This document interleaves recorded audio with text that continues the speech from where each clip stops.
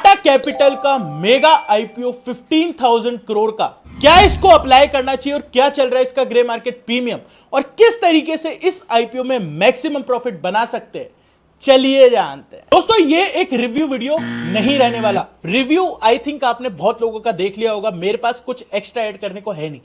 इस वीडियो के अंदर बेसिकली मैं ये बताऊंगा कि इस आईपीओ का मैक्सिमम बेनिफिट आप किस तरीके से उठा सकते हो, मैक्सिमम प्रॉफिट किस तरीके से आप इस आईपीओ से कमा सकते हो।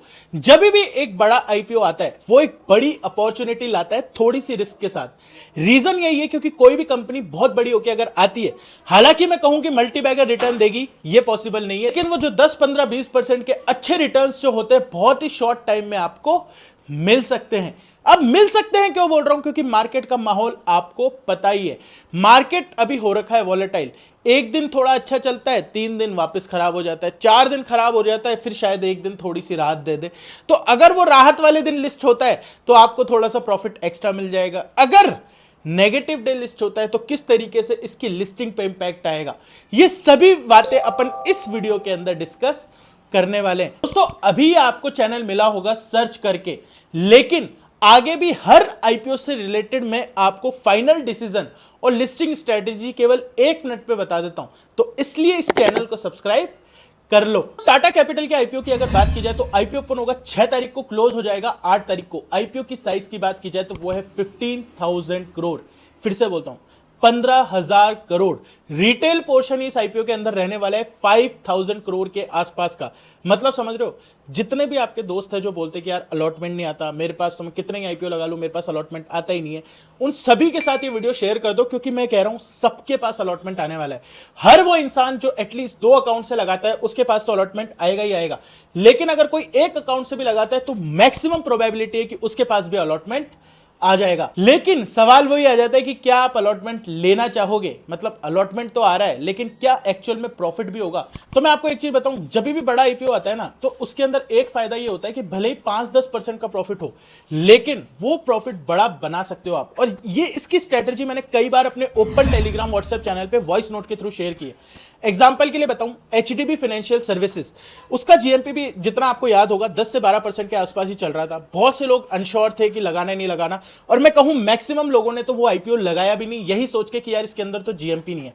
अब आप सोचो उस आईपीओ के अंदर ऑलमोस्ट सभी को अलॉटमेंट आया था, जो भी 2 या 3 अकाउंट से लगाते हैं, और जिन्होंने भी एक अकाउंट से लगाया मैक्सिमम को अलॉटमेंट मिला था 10 से 15% लिस्टिंग गेन पे। उसके बाद वो थोड़ा ऊपर चला भी गया था, आई डोंट रिमेंबर, बट 850 870 के आसपास हम लोगों ने भी एग्जिट दे दी थी अपने ओपन टेलीग्राम व्हाट्सएप चैनल पे। तो बेसिकली अगर मैं बोलूं तो 10 से 20% का प्रॉफिट उस आईपीओ में आपका बन चुका था। मेरे पास पर्सनली शायद 3 अलॉटमेंट आए थे, एग्जैक्टली मुझे याद नहीं है, 2 मैंने शायद इमीडिएटली सोल्ड किए थे, 1 को ट्रेल किया था। इस तरीके से रहता है।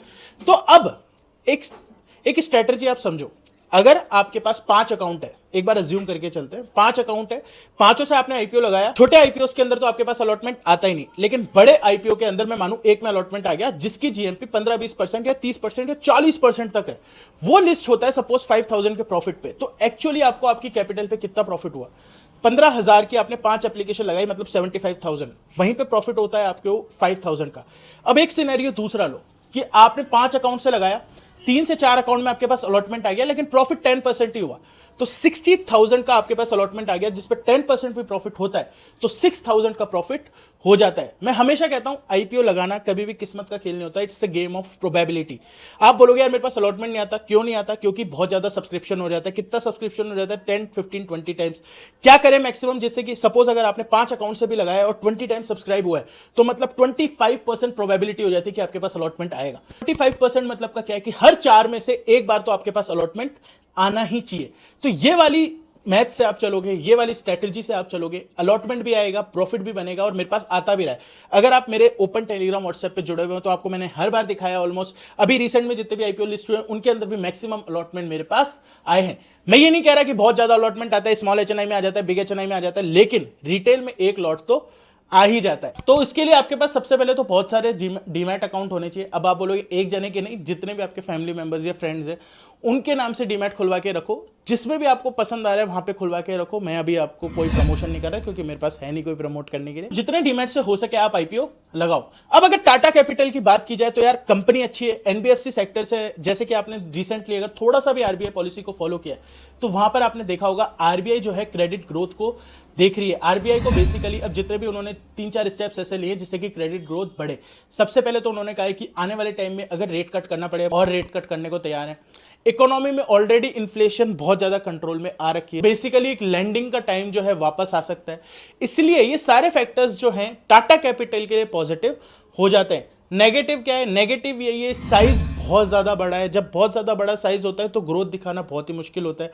हालांकि रेवेन्यू ग्रोथ इनकी बहुत अच्छी है, 50% से ऊपर की रेवेन्यू ग्रोथ है, लेकिन वहीं पे प्रॉफिट आफ्टर टैक्स अभी 10% के आसपास से बड़ा है।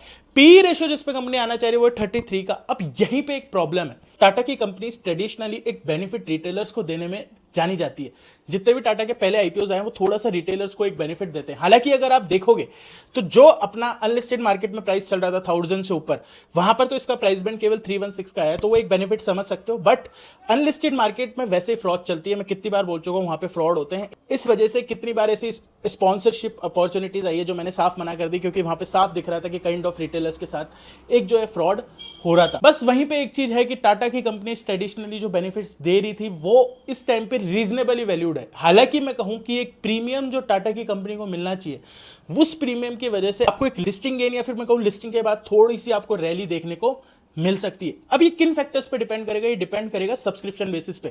आज मैं आपको बोल सकता हूं अप्लाई कर दो, टाटा का नाम देख के लॉन्ग टर्म के लिए अच्छा होगा, मेरे लिए बोलना इजी है। लेकिन सिर्फ आईपीओ के पर्पस से बात करूं, जब मैं एक रिव्यू बना रहा हूं, जब मैं आपको बता रहा हूं कि प्रॉफिट कमाना है, तो मेरा ये नहीं कि आज के 10 साल बाद आप पैसा बना लोगे, वो तो ऑब्वियसली बना ही लोगे, लेकिन आज जब लिस्टिंग होती है तब क्या आप प्रॉफिट कमा पाओगे? इसका फाइनल डिसीजन मैं ओपन टेलीग्राम और व्हाट्सएप चैनल पे अपडेट कर दूंगा। देखो इस तरीके से मैं अपडेट कर देता हूं। आप बोलोगे उत्कर्ष यार अभी बता दे। अभी अगर मैं बोलूं तो 5 to 6% का अगर कांस्टेंट चलता है, मार्केट पॉजिटिव रहता है, सेगमेंट पॉजिटिव रहता है, सब्सक्रिप्शन आपको लग रहा है थोड़ा सा अच्छा है, तो आप इसके अंदर अप्लाई कर सकते हो। लेकिन आप फिर वो ये बात बोलोगे कि यार अभी बताना एक्चुअल में अप्लाई कर सकते हैं क्या, तो वो मैं आपको अभी नहीं बता पाऊंगा, क्योंकि अभी मैं बैठा हूं 4-5 तारीख को, आईपीओ आएगा 6 तारीख को, क्लोज होगा 8 तारीख को। उस टाइम पे कुछ भी नेगेटिव हुआ, पॉजिटिव उल्टा ज्यादा हो सकता है, क्योंकि अभी नेगेटिव सब कुछ हो चुका है। तो थोड़ा सा भी अगर पॉजिटिव लगा तो उस हिसाब से अपन अप्लाई करने का सोचेंगे। फाइनल डिसीजन मैं फिर से बोलूं, ओपन टेलीग्राम व्हाट्सएप चैनल पे अपडेट कर देता हूं इस तरीके से, तो ज्वाइन कर लो। पिन कॉमेंट में आपको लिंक मिल जाएगा, वहां से ज्वाइन करके रख लोगे। ना सिर्फ इसका, एलजी का भी जो आईपीओ आ रहा है उसके अंदर भी मैं बहुत ज्यादा, मुझे लग रहा है कि एक स्ट्रेटेजी बना के अच्छा प्रॉफिट बना सकते हैं।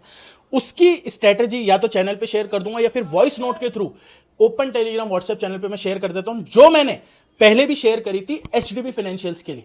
तो इसलिए आप उसको ज्वाइन करके रख लो। अगर आपको इस तरीके का एनालिसिस पसंद आया तो वीडियो लाइक कर दो। दूसरी चीज ये कि अभी मैं फिर से बोल रहा हूं, आप आयो सर्च करके, लेकिन अगर आपको आईपीओ रिव्यू, लिस्टिंग स्ट्रेटेजी सिर्फ 1 मिनट में चाहिए तो सब्सक्राइब कर लो।